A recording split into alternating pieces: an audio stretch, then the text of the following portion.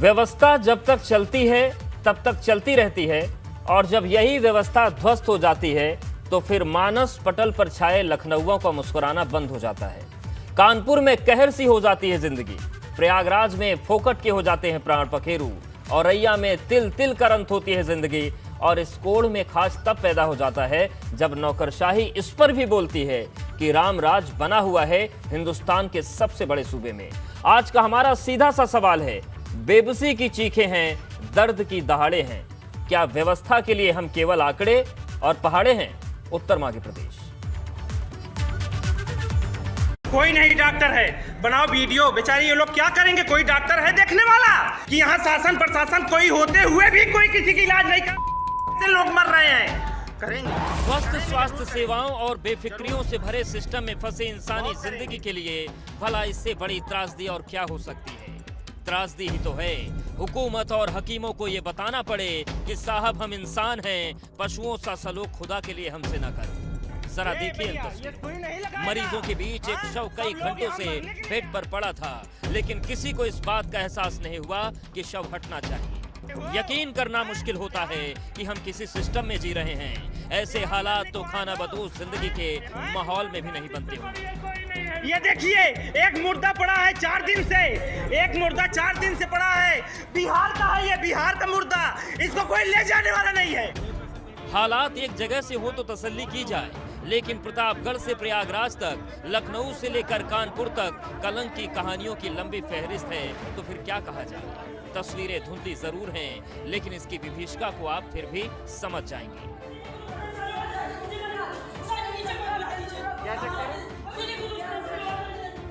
कानपुर के हैरिट अस्पताल में महिला तड़प तड़प कर दम तोड़ रही है। महिला के 2 परिजन उसे संभाल रहे हैं, भगवान के जयकारे चीख चीख कर लगा रहे हैं, क्योंकि उन्हें पता है कि धरती के भगवानों के पास से संसाधन भी खत्म हो गए हैं और संवेदना भी।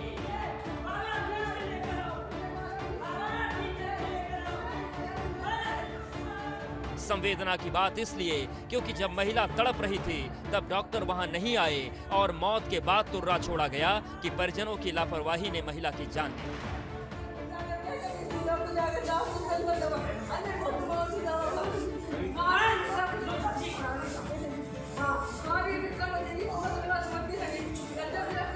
कुछ ऐसी ही तस्वीरें बरेली से सामने आई, जहां रुहेलखंड मेडिकल कॉलेज के बाहर ये महिला पति के इलाज की गुहार लगा रही है, लेकिन अस्पताल प्रबंधन ने इनकी एम्बुलेंस को बाहर करके मेन गेट पर ताला लगवा दिया।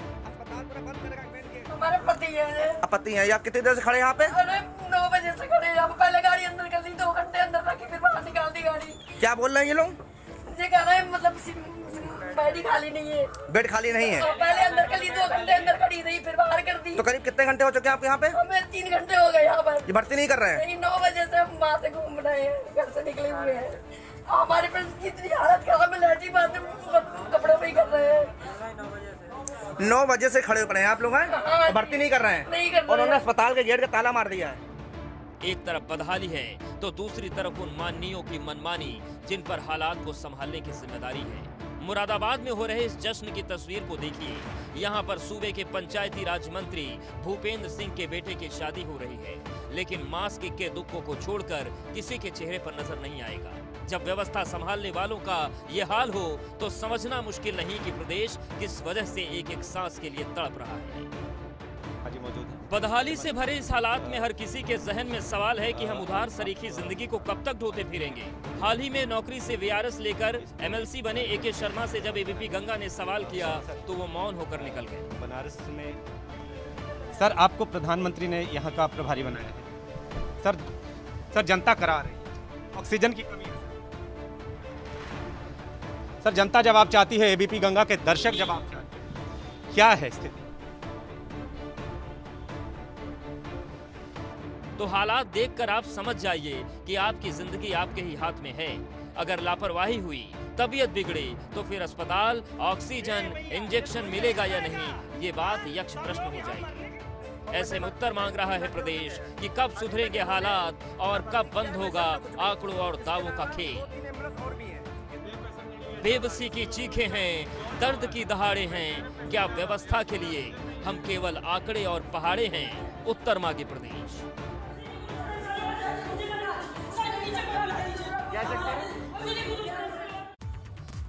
तो देख लिया आपने तस्वीर कि कोई सिस्टम ध्वस्त होता है तो किस कदर होता है।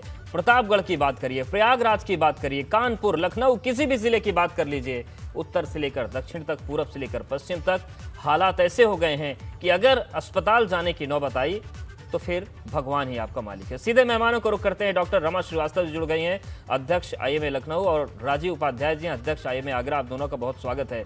डॉक्टर रमा श्रीवास्तव जी, जो तस्वीरें सामने आ रही हैं, हमने कुछ तस्वीरें दिखाई हैं क्योंकि रिपोर्ट की एक सीमा है, 2 मिनट 3 मिनट में दिखा के खत्म कर देते हैं, लेकिन हर जगह से यही तस्वीर आ रही है। क्या हम मान लें आज के दौर में कि हमारी जिंदगी किसी आंकड़े से ज्यादा उसकी हैसियत नहीं है? जिंदा रहे तो भी आंकड़े हैं, मर गए तो भी आंकड़े हैं, प्रशासन को उससे कोई फर्क पड़ता नहीं? नहीं, ऐसा नहीं है। जहां इतने लोग संक्रमित हो रहे हैं, अस्पतालों में भर्ती हो रहे हैं, तो लाखों लोग ठीक होकर घर भी वापस जा रहे हैं। आज के डेट में ऐसा है कि जितनी क्षमता हमारे अस्पतालों के बेड्स की, आईसीयू की, वेंटिलेटर्स हैं, वो फुल हो चुके हैं। लेकिन उसके बावजूद ये भी तो हमें देखना होगा कि कितने लोग नेगेटिव हो गए, कितने लोग घर वापस चले गए, कितने लोग क्रिटिकल केयर और आईसीयू से निकलकर नॉर्मल जिंदगी जी रहे हैं। तो इन बातों पर भी ध्यान देना पड़ेगा।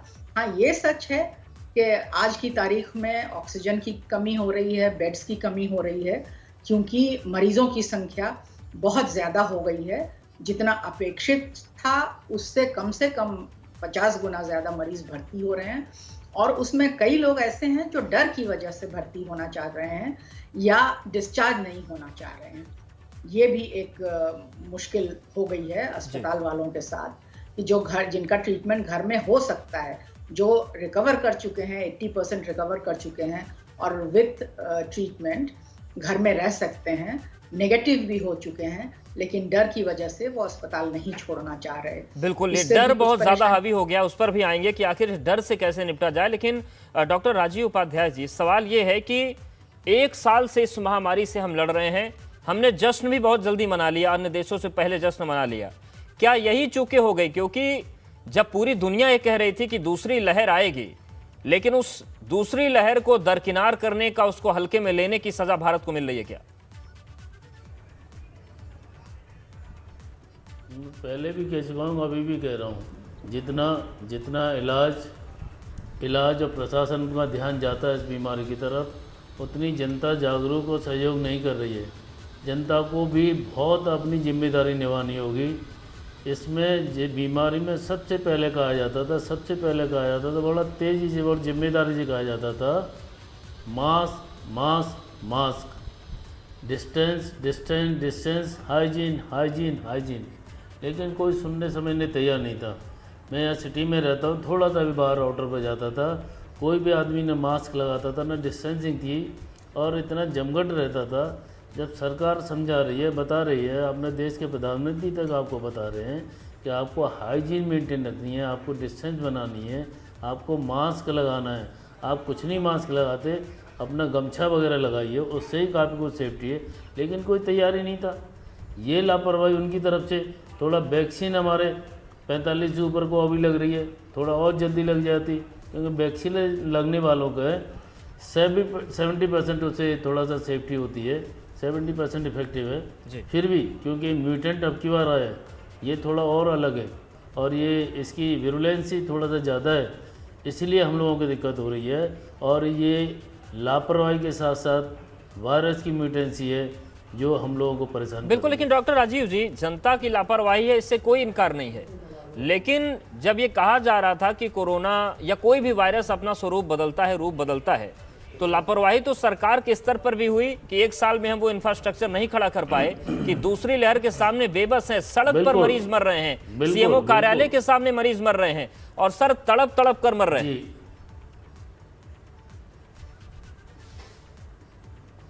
ये सबसे बड़ी दिक्कत तो ये हो रही है। आपने चलो बेड नहीं दिए, बेड हमारे अवेलेबल हो गए, कहीं भी बेड लगा दिए, आप मेडिसिन नहीं दे पा रहे। कम से कम ये बीमारी ऑक्सीजन बीमारी, इन दोनों के रिलेशन एक दूसरे से है, तो ऑक्सीजन तो कराइए कहीं ना कहीं से मुहैया। ऑक्सीजन नहीं मिलने से जो आप कह रहे हैं ना, तड़प तड़प के पेशेंट मर रहा है, वो बहुत ज़्यादा तड़प तड़प के पेशेंट मर रहा है। ऑक्सीजन की बड़ी जिम्मेदारी है, ऑक्सीजन में ये भी हो गया हम लोगों का कि जिसको मिल रही है उसके बाद बहुत ज़्यादा मिल रही है, जिसको नहीं मिल रही है बिल्कुल नहीं मिल रही है। तो ये डिस्ट्रीब्यूशन, ये ऑक्सीजन के वो ज़रूरत है, ये प्रशासन के हाथ में, तो उनको उसी हिसाब से पूरी करनी चाहिए, सरकार को पूरी करनी चाहिए। एक हमारे किसान आंदोलन चल रहा है, वो टैंकर्स रोक रहे, अरे कहाँ की इंसानियत है भाई, कहाँ की इंसानियत है? जिस ऑक्सीजन से जीवन बच रहा है, जिस ऑक्सीजन से सबको ठीक हो रहा है, उसके आप ट्रक को रोक रहे हैं। थोड़ा बहुत भी सोच समझ नहीं है आपको, काम करने क्या जा रहे हैं? बिल्कुल, असल में राजीव जी सही करें आप कि इंसान तो कतई नहीं है, लेकिन डॉक्टर रमा श्रीवास्तव जी, अगर हम ये बात करें कि इंसान के रूप में भेड़िए कितने हमारे बीच घूम रहे हैं। मथुरा से तस्वीर आई, यहाँ पर अगर कोरोना से मृत्यु हुई है तो 20,000 अंतिम संस्कार के लिए लिया जा रहा है। रेमडेसिविर की कालाबाजारी हो रही है, ऑक्सीजन की कालाबाजारी हो रही है। ये जो इंसान की शक्ल में भेड़िए हैं, ये भी आप लोगों की चुनौती बढ़ा रहे हैं क्या? बिल्कुल, इसमें कोई शक नहीं है कि जो भी समाज में आपराधिक तत्व हैं, जो जिंदगी से खिलवाड़ कर रहे हैं, लोगों को ठीक नहीं होने दे रहे हैं, जो ज़रूरी लाइफ सेविंग मेडिकेशन है, ऑक्सीजन है, उसको अगर मरीजों तक नहीं पहुंचने दे रहे हैं, तो ये तो बहुत बड़ा अपराध है, क्राइम है, and they should be punished to the worst. उनको वो अक्षम्य अपराध है। ये पकड़ में आए जल्दी से जल्दी और इन पे कंट्रोल करना, ये तो शासन प्रशासन का काम है। और मेरा भी ये अनुरोध है कि ऐसे लोगों पर तो 100% कंट्रोल होना चाहिए, उन्हें पनिश करना चाहिए, सख्त से सख्त सजा दी जानी चाहिए। बिल्कुल, मेरा एक सवाल और भी है, लखनऊ के वर्तमान हालात क्या हैं? क्योंकि कई दिन से हम सुन रहे हैं कि बैठकें हो रही हैं, व्यवस्था को सुधारा जा रहा है। कितने % व्यवस्था सुधरी और मरीजों को कब तक आश्वासन दिया जा सकता है कि उन्हें बिना ऑक्सीजन के नहीं मरना पड़ेगा? देखिए, जो हमें सूचना अधिकृत सोर्सेज से मिलती है, उसके आधार पर कुछ 2-3 बड़े हॉस्पिटल्स को, जहां पे 500 बेड्स हैं, वहां तो ऑक्सीजन सप्लाई दी गई है लिमिटेड, और 2 दिन में आने की संभावना है, ये आश्वासन दिया गया है। तब तक जो जैसे है वैसे मैनेज हो रहा है। जो ऑक्सीजन फिलिंग सेंटर्स हैं, जहाँ पे ऑक्सीजन फिल हो रहा है, वहाँ पे सप्लाई प्रोडक्शन यूनिट से ही आती है और वो प्रोडक्शन बढ़ाया जा रहा है, ऐसा हमें बताया गया, और उसी के जरिए सप्लाई होगी। लेकिन उसमें अभी 2 दिन का समय बताया गया है कि लगने की पूरी संभावना है। बिल्कुल, डॉक्टर राजीव उपाध्याय जी, ये जो बेबसी है, मरीज भी बेबस हैं, डॉक्टर भी बेबस हैं। हालांकि जो नौकरशाह हैं वो बेबस नहीं है, क्योंकि उनको तो आंकड़े गढ़ने हैं और तरीके निकाल लेते हैं। उनके किताबों में मौसम गुलाबी ही रहता है हमेशा। पर अभी आगरा और आगरा के आसपास के ज़िलों में सबसे ज़्यादा संकट किस बात का है, और उसको लेकर कोई जानकारी आप लोगों के पास भी है कि कब तक ये संकट दूर होंगे? सबसे बड़ा संकट ऑक्सीजन का ही है। ऑक्सीजन का ही संकट है जो दूर नहीं हो रहा है। अभी मुझे लग रहा है कि इस हफ्ते तो मुझे कुछ लगने वाला नहीं कि ये दूर कर पाए। हालांकि मुझे कहा गया है कि आज ऑक्सीजन आ जाएगी रात को, तो कल तक काफ़ी कुछ आपको आराम मिलेगा। लेकिन परसों भी यही मुझे आश्वासन दिया था कि कल तक ऑक्सीजन आएगी, आपको 2 दिन में बहुत आराम मिलेगा। ऑक्सीजन की क्राइसिस इतनी ज़बरदस्त है, हम लोग तो थोड़ा सा आगे बढ़े हुए लोग हैं तो हम लोगों को मिल जाती है। जो आम हॉस्पिटल का आदमी है, वहाँ ऑक्सीजन की अवेलेबिलिटी नहीं है। तो ये सबसे बड़ी क्राइसिस हो रही है। ऑक्सीजन लोगों ने घर पर भी लगाने की कोशिश करी, जैसे मैडम अभी कह रही है कि लोग परेशान हैं और जो ठीक हो चुके हैं उनको हम घर भेज देंगे और घर पर उनका इलाज हो सकता है। मान लिया उसको ऑक्सीजन सपोर्ट देनी है, तो ऑक्सीजन सपोर्ट के लिए घर के लिए सिलेंडर ही नहीं है। सारे सिलेंडर पता नहीं ये कालाबाजारी करने वालों ने कहाँ छुपा दिए हैं, कहाँ गायब कर दिए। आम आदमी को तो इनकी अवेलेबिलिटी है। बिल्कुल, इसका मतलब ये है कि अगर उत्तर प्रदेश पुलिस अपना फोकस चालान काटने के बजाय इन सिलेंडरों को ढूंढने में लगा दे तो जनता का भला हो जाए। तो सवाल यही है कि जिस तरीके की बदहाली दिख रही है, जिस तरीके से स्वास्थ्य सेवाएं ध्वस्त हो चुकी है, उसमें जान आखिर कैसे बचेगी? और जब जान नहीं बचती, आदमी झुंझलाता है, तो कई बार डॉक्टर्स पर उसका गुस्सा फूटता है और कई बार डॉक्टर्स मरीज पर फट पड़ते हैं। डॉक्टर रमा जी, ये भी एक बड़ी चुनौती आ गई है। औरैया में जो स्थितियां बनी, वहां पर पहले एम्बुलेंस 2 घंटे तक अस्पताल के भीतर थी, उसके बाद एम्बुलेंस को बाहर करके ताला बंद कर लिया गया। कानपुर के हैलेट अस्पताल में एक महिला तड़प रही थी, तड़प कर मौत हो गई और तड़पता देखकर परिजन पहुंचे, उसको संभालने की कोशिश की। महिला की मौत के बाद डॉक्टर्स ने वहां के कहा कि ये लोग वहां गए इसलिए महिला की मौत हो गई। दोनों तरफ से टकराव की स्थितियां बन रही हैं। क्या यही वजह है कि व्यवस्थाओं की कमी है, कोई ज्यादा झुंझला जाता है? देखिए, जो झुंझलाने की मनस्थिति होती है वो अत्यधिक स्ट्रेस जब पड़ता है, जितनी सहन शक्ति है व्यक्ति की उससे ज्यादा स्ट्रेस उस पर पड़ेगा तो झुंझलाना मानव स्वभाव है, ये तो मानकर चलना है। लेकिन खुद को कंट्रोल में रखना, अपने व्यवहार को कंट्रोल में रखना ये बहुत ही ज़रूरी है, क्योंकि डॉक्टर्स और पैरामेडिकल स्टाफ ये सब फ्रंट लाइन पे हैं और चूंकि ये मरीजों के रिश्तेदारों के सामने रहते हैं तो जो भी एडवर्स होता है उसके लिए मरीज के परिजन इन लोगों के साथ हाथापाई या बुरा व्यवहार, गाली गलौज करने लगते हैं। इससे कुछ भी नहीं सुधरेगा। कायदे से तो सभी डॉक्टर्स को, पैरामेडिकल्स को प्रोटेक्टेड शील्ड में रहना चाहिए ताकि वो ज्यादा से ज्यादा सुविधापूर्वक अपनी सेवाएं दे सकें। एक डॉक्टर के साथ अगर दुर्व्यवहार होता है तो दसियों लोग डर जाते हैं, दसियों लोग परेशान हो जाते हैं। तो ये स्थिति तो कभी भी बिल्कुल ये स्थिति आनी भी नहीं चाहिए और सरकार को देखना होगा, सिस्टम में बैठे जो बड़े बड़े मसीहा हैं उनको देखना पड़ेगा कि उनकी जो देरी है, जो उनकी व्यवस्था न संभाल पाने की स्थिति है वो कितना भारी पड़ रही है सब पर। आप दोनों का बहुत शुक्रिया हमारे साथ जुड़ने के लिए, बातचीत करने के लिए। तो हमारा सीधा सा सवाल यही है कि दर्द की दहाड़े हैं और क्या वाकई इंसान की जो जिंदगी है वो आंकड़े और पहाड़े हैं?